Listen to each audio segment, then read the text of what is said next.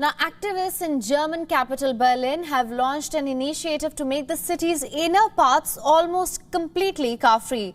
They've now started collecting signatures to force a referendum on the issue, something that critics say is an elimination of the mobility and mobile rights of the citizens.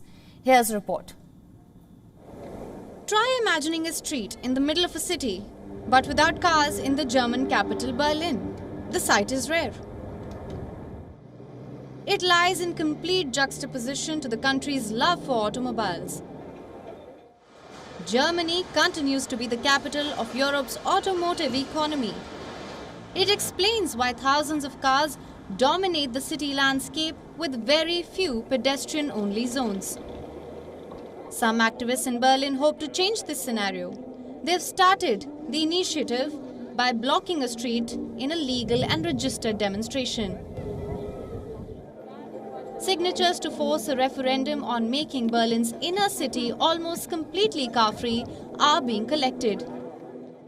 They have urged people to extend their support to bring this radical change in the city. What we want to do is we want to create the world's largest auto-reduced area in the world. So that's 85 square kilometers. And really, it's about asking people what they want to do. So that's why it's a referendum. And we need people's signatures to go ahead with the referendum. The shift is difficult but not impossible, as it is about reducing all the non-necessary car travel and let the people that really need the car travel. This can include traffic from businesses, also public transport and ambulances and garbage collection. Taxis would be able to keep driving, and especially with people with mobility issues, they would be allowed to continue to use their vehicles as they currently do. But there will be restrictions on regular daily traffic to go shopping or for going to work that should stop. The car-free experiment will only come into force if there are enough signatories to the petition, at least 175,000. If this is successful, their demands will be put into a referendum in the city. At least 25% of the Berliners need to vote for it to be made legal. But it's not about making the city fully car-free. Berlin aims to tip the balance, but the city faces a daunting task to make the law a reality.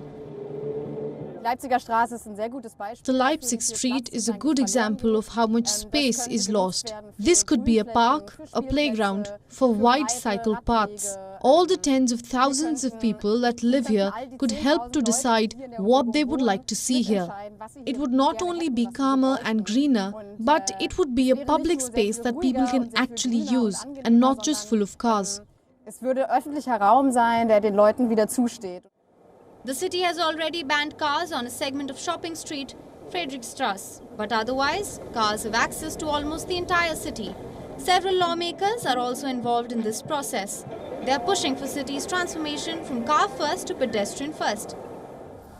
The aim is to improve the quality of life for all those in Berlin. Apart from reducing emissions, an overarching goal of the mobility law is to achieve zero traffic deaths. Climate activists argue for an earlier move to car-free inner city by 2025 and a ban on private cars from 2030.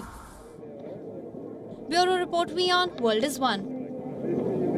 WION is now available in your country. Download the app now. Get all the news on the move.